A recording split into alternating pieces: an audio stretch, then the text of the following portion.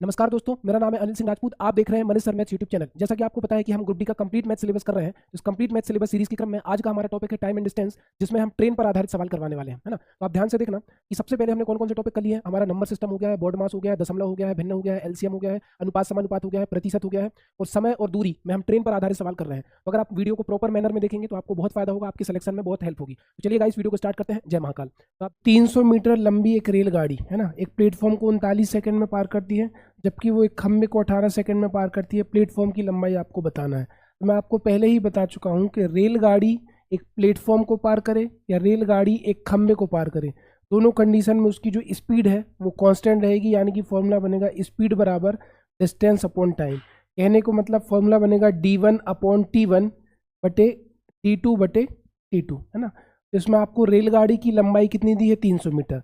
तो माना कि सर रेलगाड़ी की लंबाई 300 मीटर है, प्लस प्लेटफॉर्म की लंबाई को मैंने x मान लिया। जब ये प्लेटफॉर्म को पार कर रही है तो कितना समय ले रही है, टाइम वन t1 की जगह आ जाएगा 39।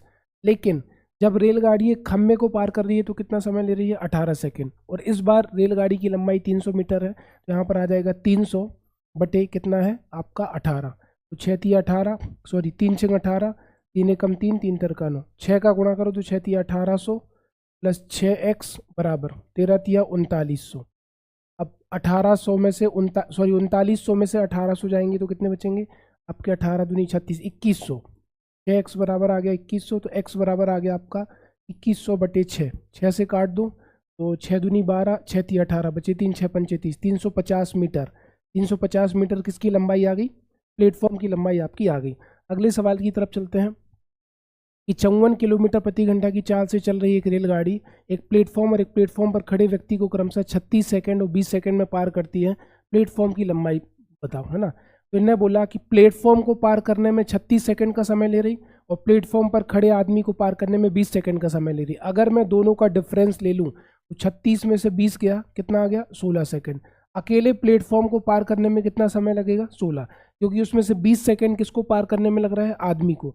36 में से 20 गया तो आ गया 16। अब मुझे प्लेटफॉर्म की लंबाई निकालने के लिए फॉर्मूला लगाना पड़ेगा डिस्टेंस बराबर स्पीड इनटू टाइम। स्पीड कितनी दे रखी है, 54 किलोमीटर प्रति घंटा। तो मीटर प्रति सेकंड में बदलने के लिए 5/18 से गुणा करूंगा तो ये हो जाएगा मीटर प्रति सेकंड।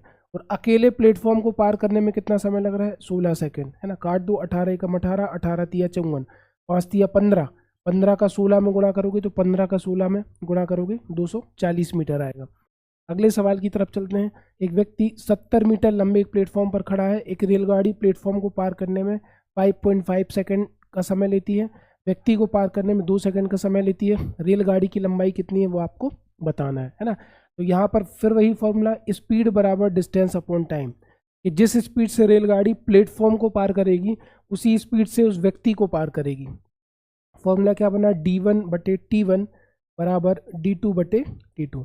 माना कि इस बार रेलगाड़ी x मीटर लंबी है, प्लस प्लेटफॉर्म कितने मीटर लंबा है, 70 मीटर लंबा। जब रेलगाड़ी प्लेटफॉर्म को पार करती है 5.5 टाइम लेती है, और जब रेलगाड़ी उस व्यक्ति को पार करती है, माना कि रेलगाड़ी की लंबाई x है, तो कितना समय लेती है, 2 सेकंड का। तो आप सॉल्व करो तो कितना हो जाएगा, 2x प्लस 70 दूनी 140 प्लस 5.5x। 5.5 में से 2x गया तो 3.5x बराबर आ गया 140। 140 बटे 3.5, 3.5 दशमलव जाएगा तो 0 लग गया। 35 चौको 140, x की वैल्यू 40 आ गई। तो 40 मीटर किसकी लंबाई हो गई, रेलगाड़ी की, है ना। अगले सवाल की तरफ चलते हैं कि 200 मीटर और 150 मीटर लंबी दो ट्रेनें क्रमशः 40 किलोमीटर प्रति घंटा और 45 किलोमीटर प्रति घंटा की चाल से समांतर पटरियों पर चल रही हैं। यदि वे समान दिशा में चल रही हैं तो एक दूसरे को कितने समय में पार करेंगी। अगर मुझे टाइम निकालना है तो फॉर्मूला होता है डिस्टेंस अपॉन स्पीड। दोनों गाड़ियां एक ही दिशा में चल रही हैं, लेकिन दोनों गाड़ियों की लंबाई आपस में जुड़ जाएगी। 200 मीटर और 150 मीटर जुड़कर हो जाएगा कुल दूरी 350 मीटर, है ना। और जब एक ही दिशा में चल रही हैं तो 45 में से 40 घटाओ, कितना आएगा, 5 किलोमीटर प्रति घंटा। और मीटर प्रति सेकंड में बदलने के लिए 5/18 से गुणा, 18 ऊपर जाएगा, ये हो गया 350 गुणित 18 बटे 25। 25 से कम 25 बचे 10, 25 चौको 100, 18 ही दहम 180, 18 चौको 72, 180 में 72 जोड़ा कितना आ गया, 252 सेकंड। अगला सवाल एक ट्रेन किसी चाल से एक स्टेशन से प्रस्थान करती है। इसी स्टेशन से पहली ट्रेन की दिशा में 2 घंटे के बाद एक दूसरी ट्रेन 70 किलोमीटर प्रति घंटा की चाल से प्रस्थान करती है और 5 घंटों के बाद पहली ट्रेन के बराबर आ जाती है किलोमीटर प्रति घंटा में पहली ट्रेन की चाल बताओ। इनने बोला जो दूसरी ट्रेन है वो पहली ट्रेन की तुलना में 2 घंटे बाद निकलती है और 70 किलोमीटर प्रति घंटा की चाल से चलती है और 5 घंटों में अपने नियत स्थान पर पहुंच जाती है। तो आपको पता है कि डिस्टेंस बराबर होता है स्पीड इनटू टाइम। जो दूसरी ट्रेन है वो 70 किलोमीटर प्रति घंटा की रफ्तार से चल रही है।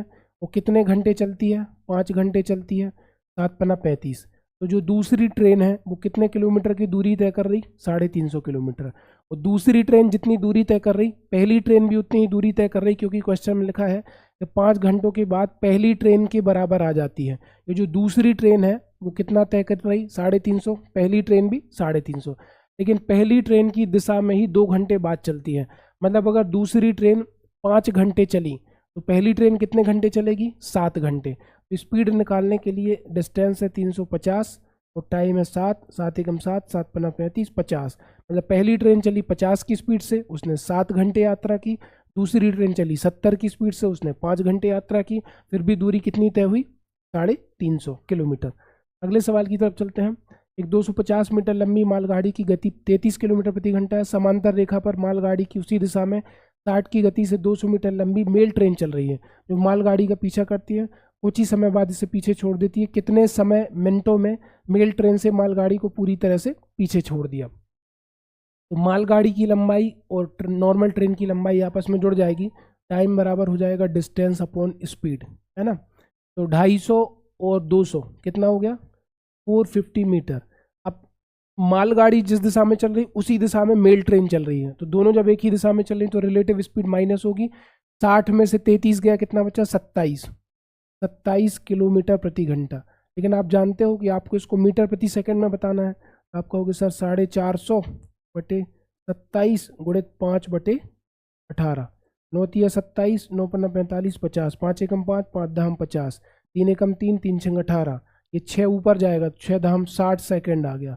और 60 सेकंड यानी कि कितने मिनट? 60 सेकंड यानी कि 1 मिनट, है ना। अगले सवाल की तरफ चलते हैं। 2 रेलगाड़ियां क्रमशः 110 किलोमीटर प्रति घंटा और 90 किलोमीटर प्रति घंटा एक ही दिशा की ओर यात्रा कर रही है। तेज चलने वाली रेलगाड़ी धीमी रेलगाड़ी में एक आदमी को 18 सेकंड में पार कर देती है। तेज चलने वाली गाड़ी की लंबाई आपको बताना है ना। एक ही दिशा की ओर चल रही है तेज चलने वाली रेलगाड़ी, धीमी रेलगाड़ी में एक आदमी को 18 सेकंड में पार कर देती है। लंबाई बतानी है, डिस्टेंस बराबर स्पीड इनटू टाइम। जब एक ही दिशा में चल रहे हैं तो 110 में से 90 गया 20, और इसको मीटर प्रति सेकंड में बदलने के लिए 5/18 से गुणा, और समय दिया 18 सेकंड। 18 से 18 कट गया, 20 पंचे 100। तो तेज चलने वाली रेलगाड़ी की लंबाई कितनी है? 100 मीटर। अगला सवाल। एक ट्रेन 5 सेकंड में प्लेटफॉर्म पर खड़े एक व्यक्ति के पास से गुजरती है और 25 सेकंड में प्लेटफॉर्म को पूर्ण रूप से पार कर लेती है। यदि प्लेटफॉर्म की लंबाई 300 मीटर है तो ट्रेन की लंबाई कितनी है, ये आपको बताना है ना। तो 25 सेकंड में प्लेटफॉर्म को पूरा पार कर लेती है और प्लेटफॉर्म की लंबाई 300 मीटर है। तो माना कि रेल की लंबाई x मीटर है प्लस प्लेटफॉर्म की लंबाई 300 मीटर है। जब वो पूरे प्लेटफॉर्म को पार कर रही है तो 25 सेकंड का समय ले रही, और जब वो अकेले व्यक्ति को पार कर रही तो ट्रेन की लंबाई x और व्यक्ति को पार करने में लगने वाला समय कितना है? 5। ये बराबर हो जाएगा। यानी कि यहाँ पर फॉर्मूला लगेगा स्पीड बराबर डिस्टेंस अपॉन टाइम। जिस स्पीड से रेलगाड़ी प्लेटफॉर्म को पार करेगी उसी स्पीड से रेलगाड़ी उस व्यक्ति को पार करेगी। माना कि रेलगाड़ी की लंबाई x है, प्लेटफॉर्म की लंबाई 300 मीटर है, तो दोनों आपस में जुड़ गए। प्लेटफॉर्म को पार करने में लगने वाला समय 25 सेकंड, डिस्टेंस अपॉन टाइम, बराबर जब रेलगाड़ी व्यक्ति को पार करेगी तो रेलगाड़ी की लंबाई कितनी होगी? x, समय लग रहा है 5, काट दो। 5 एकम 5, 5 25, तो ये कितना हो गया? 5x बराबर x धन 300। x इधर गया, 5x में से x गया, 4x बराबर 300। x बराबर हो गया 300 का 1/4, और 300 का 1/4 कितना आ गया? 75 मीटर। इस क्वेश्चन क्या कह रहा है? अगला क्वेश्चन कह रहा है कि एक ट्रेन 15 सेकंड में एक खम्भे को पार करती है और 25 सेकंड में 100 मीटर लंबे प्लेटफॉर्म को पार करती है। मीटर में ट्रेन की लंबाई बताओ। तो मैंने क्या बोला कि एक ट्रेन अगर एक ट्रेन या एक प्लेटफॉर्म को पार करे या फिर एक खम्भे को पार करे, दोनों कंडीशन में उसकी जो स्पीड है वो सेम रहेगी। यानी कि फॉर्मूला लगेगा स्पीड बराबर डिस्टेंस अपॉन टाइम। अब इसमें प्लेटफॉर्म की लंबाई 100 मीटर दी है, माना कि ट्रेन की लंबाई x है प्लस प्लेटफॉर्म की लंबाई 100 मीटर है। प्लेटफॉर्म को पार करने में ट्रेन कितना समय ले रही, 25 सेकेंड, बराबर जब वो एक खम्भे को पार करेगी तो ट्रेन की लंबाई x हो जाएगी और वो समय कितना ले रही, 15। 5 तिया 15, 5 25, 5 का x में गुणा हुआ तो 5x बराबर 3 का x में गुणा हुआ तो 3x प्लस 3 का 100 में गुणा हुआ तो 300। 5x में से 3x गया 2x, 2x बराबर 300 और 300 के आधे, 300 के आधे कितने होते हैं, 300 के आधे आप बताओ, 300 के आधे 150 मीटर इस क्वेश्चन का आंसर है। अगले सवाल की तरफ चलते हैं कि 80 मीटर और 120 मीटर लंबाई वाली दो मिनी रेलगाड़ियां समांतर पटरियों पर क्रमशः 320 की चाल से चल रही हैं। दोनों मिनी रेलगाड़ियां एक दूसरे को कितने सेकंड में पार करेंगी। टाइम बराबर डिस्टेंस अपॉन स्पीड। दोनों रेलगाड़ियों की लंबाई आपस में जुड़ जाएगी। 80 मीटर और 120 मीटर कितने मीटर लंबी होंगी, 220 मीटर लंबी रेलगाड़ियां होंगी। और जब दोनों रेलगाड़ियां एक दूसरे की तरफ चल रही हैं तो 30 और 20 50 मीटर प्रति सेकंड उनकी क्या हो गई, चाल। 50 मीटर प्रति सेकंड उनकी चाल। 0 से 0 कट गया, 5 एकम 5, 5 चौको 20, 4 सेकंड में दोनों एक दूसरे को क्या कर लेंगी, पार कर लेंगी, है ना। अगले सवाल की तरफ चलते हैं कि दो रेलगाड़ियां समांतर पटरियों पर विपरीत दिशाओं में चल रही हैं। यदि उनकी चाल 50 किलोमीटर प्रति घंटा और 58 किलोमीटर प्रति घंटा है तो उनकी सापेक्ष चाल ज्ञात कीजिए, ये आपको बताना है।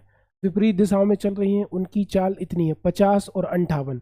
तो रिलेटिव स्पीड, सापेक्ष चाल जो होगी जब विपरीत दिशाओं में चल रही हैं, विपरीत दिशाओं में मतलब दोनों जब एक दूसरे की तरफ चल रही हैं तो जुड़ जाएगी। तो आप कहोगे 50 प्लस 58, 50 प्लस 58 किलोमीटर प्रति घंटा। 50 और 58 कितना हो गया, 108 किलोमीटर प्रति घंटा। आपको आंसर देना है मीटर प्रति सेकंड में। तो किलोमीटर प्रति घंटा को मीटर प्रति सेकंड में बदलने के लिए 5/18 से गुणा, 18 एकम 18, 18 छक्के 108, 5 छक्का 30, 30 मीटर प्रति सेकंड, है ना। अगला सवाल आपके सामने ये रहा कि 100 किलोमीटर प्रति घंटा की चाल से चल रही 250 मीटर लंबी रेलगाड़ी सम्मुख दिशा से 62 किलोमीटर की चाल से आने वाली दूसरी रेलगाड़ी को 10 सेकंड में पार करती है। दूसरी रेलगाड़ी की लंबाई आपको बताना है ना। वही फॉर्मूला लगेगा, डिस्टेंस बराबर स्पीड इनटू टाइम, ठीक है। जब दोनों रेलगाड़ियां एक दूसरे की तरफ आ रही तो स्पीड जुड़ गई, 100 और 62 हो गया 162। और किलोमीटर प्रति घंटा को बदलने के लिए मीटर प्रति सेकंड में बदलने के लिए 5/18 से गुणा। और एक दूसरे को पार करने में लगने वाला समय कितना है, 10 सेकंड, है ना। और जब रेलगाड़ियां भी एक दूसरे को पार करेंगी तो रेलगाड़ी की लंबाई भी आपस में जुड़ जाएगी, है ना। पहली रेलगाड़ी 250 मीटर लंबी है, दूसरी रेलगाड़ी को मैंने x मान लिया, ठीक, काट दो। 18 नंबर 162, 9 पन्ना 45, 45 दहम 450, है ना। इधर आ रहा है आपका 250 प्लस x बराबर 450। 450 में से 250 हो जाएगा तो आंसर कितना आएगा, 200, है ना। अगले सवाल की तरफ चलते हैं। अगला सवाल कि दो ट्रेनों को समान चाल से विपरीत दिशाओं में चल रही, यदि लंबाई 120 मीटर 140 मीटर है और वे एक दूसरे को 10 सेकंड में पार करती हैं तो प्रत्येक ट्रेन की चाल बताओ। दो ट्रेन हैं जो कि किस से चल रही हैं, समान चाल से। स्पीड बराबर होगा डिस्टेंस अपॉन टाइम। जब दोनों रेलगाड़ियां एक दूसरे की तरफ आ रही हैं तो रेलगाड़ी की लंबाई भी आपस में जुड़ जाती है। 120 और 140 हो गया आपका 260 मीटर। एक दूसरे को पार करने में कितना समय लग रहा, 10 सेकंड। 0 से 0 कट गया तो आपका आंसर आ गया 26 मीटर प्रति सेकंड। अब दोनों रेलगाड़ियां समान चाल से चल रही हैं तो 26 को दो भागों में बांट दो, पहली भी 13 हो जाएगी, दूसरी भी 13 हो जाएगी। दोनों रेलगाड़ियां समान चाल से चल रही हैं, इस क्वेश्चन में लिखा हुआ है 13 मीटर प्रति सेकंड आपका आंसर आ गया, ठीक है। तो आई होप आपको आज की क्लास बढ़िया लगी होगी। अब हमारा ये चैप्टर लगभग ख़त्म हो गया है। अगर आपको क्लास बढ़िया लगी तो आपको मेरे इस टेलीग्राम चैनल को ज्वाइन करना है। अगर इस क्लास की PDF चाहिए, 7 बजे मैं इसी YouTube चैनल पर लाइव आता हूँ और मेरे इस चैनल को भी सपोर्ट करो। Thank you so much guys. इस तरह की नेक्स्ट वीडियो में मिलते हैं। धन्यवाद। जय महाकाल।